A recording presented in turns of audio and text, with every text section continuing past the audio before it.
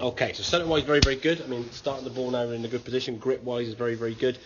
The blue circle around your head now is going to kind of showcase really where your head and how much your head was moving in the golf swing.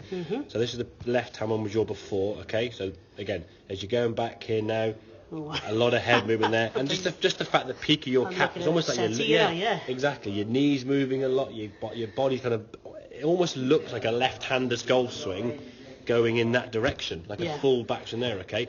So with all that movement back there, okay, as you come back to the golf, your head then starts going down. Now it's got to start trying to react and the arms start bending in. Then your head's got to move from there and finishes out to the box there. So we kind of go here, here, and then up there. I mean, and the timing of that is literally all over the place. Compared to that now, this one on the right-hand side, head tilts a bit, but it's still in the same area. The knees not move so much, even though your hips are turning more, which is another good thing, okay? Now from here, as you come back to the ball, that scrape sensation, your head's still in the circle, good impact. You can see your hands now, if we go through that lead shoulder, through the hands, through the golf club, that's a nice impact position, okay? As we rotate through, you're still sort of within the circle itself, rather than kind of moving there. Well, this is your pivot point, yeah? You're going to rotate around this. If this is moving side to side, up and down, round and round, all over the place, added to the fact it's already got rotational movement anyway, you're all over the place, okay? So if we can get that movement now a little bit, if you look at impact there now, that was kind of your impact. You can see your arm kind of here, there, and pulling away a little bit, whereas this impact here now, the arm's a little bit straighter there, and that club there, so you're coming to much better, that sort of scraping sensation. And all we do from there now in terms of that drill, start off a setup, build your sort of setup, keep the hands there, and take the shaft from there and move it back there somewhere, and then from that position, all you try and do is just scrape the club, no more in that left foot.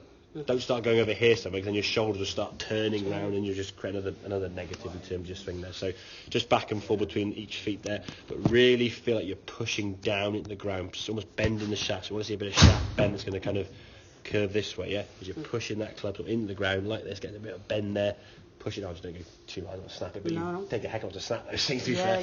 So, and that's going to really encourage you to try and get that good impact position. As you're coming from here now, you're in that kind of mode, okay, the hands are going to stay nicely in front, the club's coming down the golf ball, you're getting a more consistent strike, the ball's then going towards target rather than hooking way to the left there, okay, because you're not flipping at it with the wrists, okay, and through to a good follow-through position, as I say, a much more kind of centred head moves that way, and all over. It's just, I mean, the thing is, you'll be good for 3 shots out of 10, awful for 3 shots, and the other 4 will be like, meh. They might do, yeah, exactly. And depending on the goal. goal. Out of 10, not really. Yeah, and I think, well, I don't mind being 3 out of 10 really good, but the 7 out of 10 being okay, they're all right, rather than 7 out of 10 being awesome and 3 out of 10 being absolutely awful. Because if those 3 out of 10 are awful, they're going to be more destructive. And what you might save on those 7 good shots, maybe half a shot each one, you're going to lose 2 or 3 shots for every bad one. So 3 bad shots cost you 6, whereas 7 good ones might save you 3.5, maybe 4, 5, 6 at best. That's more decent shots to bad shots. You would hope that the better shots, if they're more in a higher proportion, you should start saving shots really. But yeah, bad shots are more destructive than good shots are savers really. But if you've got a lot of variety in your swing there, you can see your pivot point there, your head's barely moving around that spot like the back and forth there. It's a very sort of simple in a good way, simple swing. Whereas this one here now is kind of, you're going up there and then from there, I mean, look. More dancing. Yeah, exactly, mate. A lot of movement there that we don't need, excessive movement, and it wasn't really giving you any more yardage. No, none at all. So less in fairness. You're putting more effort into the shot and getting less out of it, and less direction. So, okay, that makes sense? Yeah. Good man.